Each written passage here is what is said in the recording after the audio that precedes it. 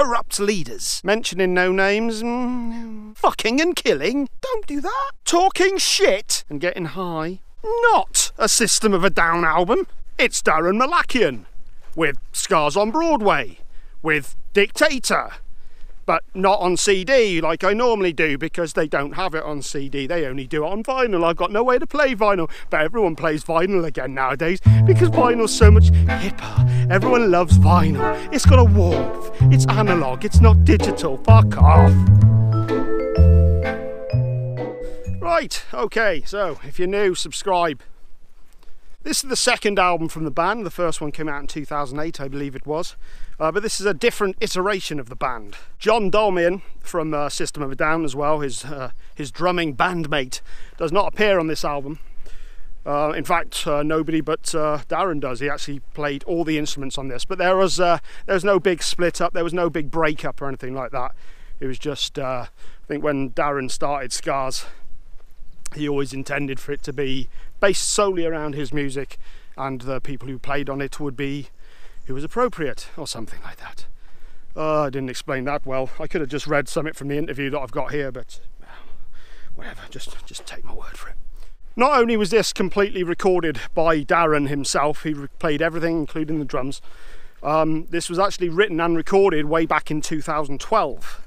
And it was put on, kind of put on the back burner because he wasn't sure what was going to be happening with System of a Down. And essentially this is a bunch of songs that could have been a System of a Down album. Anyone who's been paying close attention lately will know there's been a bit of a back and forth between him and Serj Tankian, System's vocalist of course, about whose fault it was of the indefinite hiatus of the band. And it does seem to be fair that Serj has taken the responsibility for that. I think he wanted to be pushing the boundaries more, trying a different formula, and I understand that from an artistic perspective. As a fan, it'd be great to see the band back together, but it did also seem like there was no real bad blood between the two. It was just kind of more matter of fact. I'm not going to muck about too much for this review. I want to get straight into the songs, but just quickly, the artwork itself was done by Daron's father, who also did the artwork for Mesmerize, Hypnotize. I think it's quite clear to see from the artwork that it's not dissimilar to Hitler. And one final thing, this album commemorates the 103rd anniversary of the Armenian Genocide, also known as the Armenian Holocaust, where the Ottoman Empire essentially wiped out 1.5 million Armenian people. I think Daron actually had ancestors who died in that genocide, and he's pretty much dedicated his life to making people aware of it. Did it all the time with System, and he continues to do it now. So without further fucking about, let's get into the songs. First song is Lives, and this is the first single as well. A lot of you might have seen the video for this already, in which it celebrates the history and culture of the Armenian people. It's based a lot more around the folk music and folk dancing. It's got that classic System sound to it, along with the you know, that sort of metal punky sort of vibes, along with that Eastern tinged, well, Armenian folk music. We are the people who were kicked out of history. We are the people who exist in victory. You will deny, we will verify. How long can you run? You will deny, we will verify. So it shall be done. Now, it's clear from the off that I could easily see this on a System of a Down album. I mean, pretty much the entire album this is as close to a System of a Down album as you're going to get, with the exclusion of the others. Obviously, most notable, the back and forth between Daron and Serj on the vocals. Ultimately, this is a System of a Down song. I mean, he was the chief writer, I believe. It's clear. God, I'm panicking. Apparently, a certain percentage of the proceeds from this single will be going to a non-profit, what's it called? The non-profit Armenia Fund, who are based out of LA. So, you know, admirable. Put your money where your mouth is. Gotta have money to do that, haven't you? Next up, we have Angry Guru.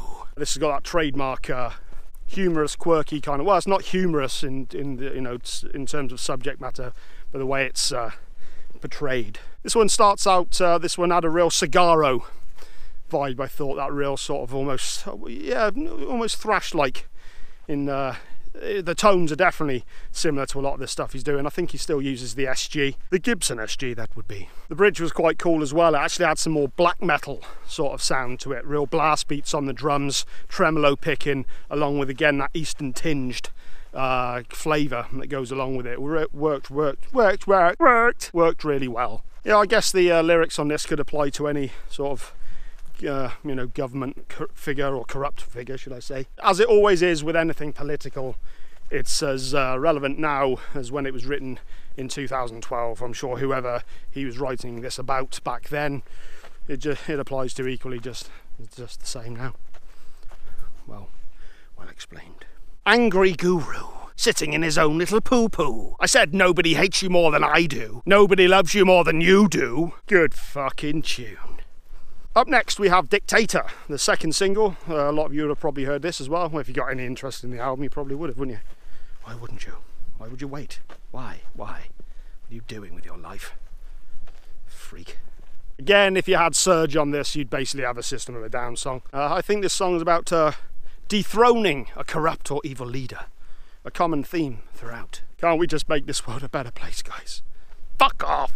Oh, I don't need a dictator. Oh, I don't need an invader. Oh, I don't need a crusader. Oh, I don't need a dictator. Telling it like it is.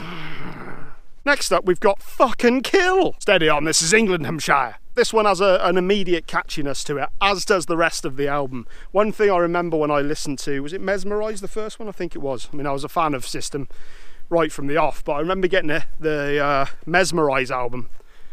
And after one listen, he's one of those writers that he writes such hooky, catchy choruses that even just after the first listen, they kind of feel like those sorts of songs that have been with you for your entire life, you know what I mean? I remember by the time I got to the end of that album, I already knew it. They're just so hooky, catchy, great fucking songs. And there's a lot of that on this album as well. Another great chorus on this one. Well, you'd think so after that long fucking speech. Ugh. When you go where you don't belong, into moods that will make you ill, and you don't want to socialise, amen. You just want to fucking kill. Just want to be left alone, really.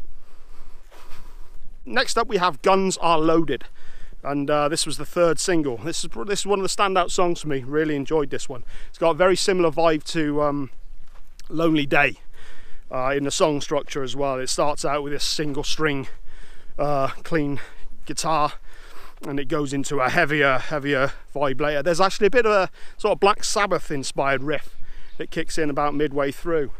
Works really well. This is for the abused, and this is for the abuser. I know you didn't choose it, this is fucking life. This is for the abused, and this is for the abuser. I know you didn't choose it, you just want to survive. Great fucking tune, really enjoyed this one. Next up we have Never Forget. Never forget, people, never forget. Sound-wise, this is similar to what we've heard already, but we've got an accompanying synth that joins in on this one. It adds that sort of quirkiness that we normally get from Daron's writing, and works pretty well. Is that somebody back there looking at me like I'm a twat? Is that what I am? Just a twat in a field?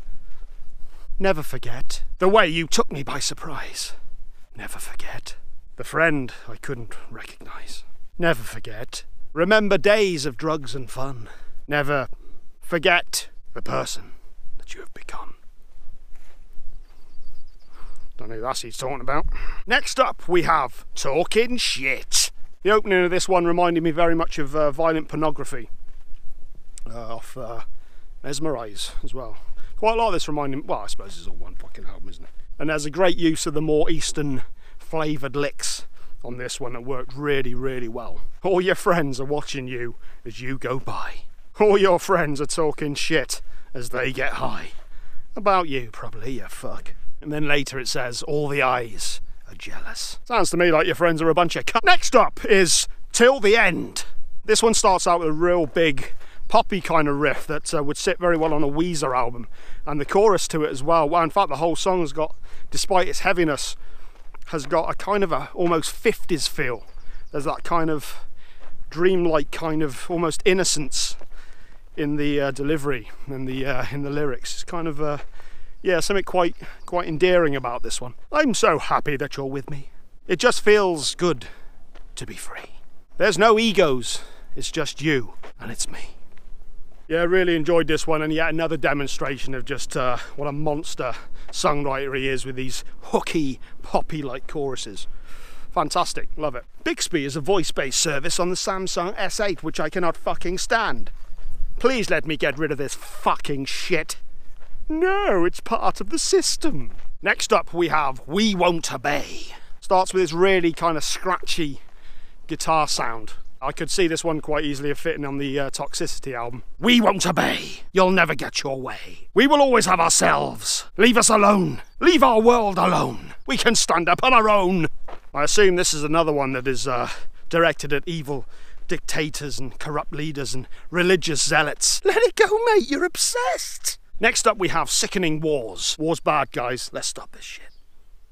This one had a real old school punk vibe to it, and it kind of reminded me a bit of Prison Song, again from Toxicity. Give me more Sickening Wars, rock me to the fucking core. I will do no such thing. And seeing out the album, we have two covers. The first being Guy Mao, I think it's pronounced, not sure, but it translates as My Son.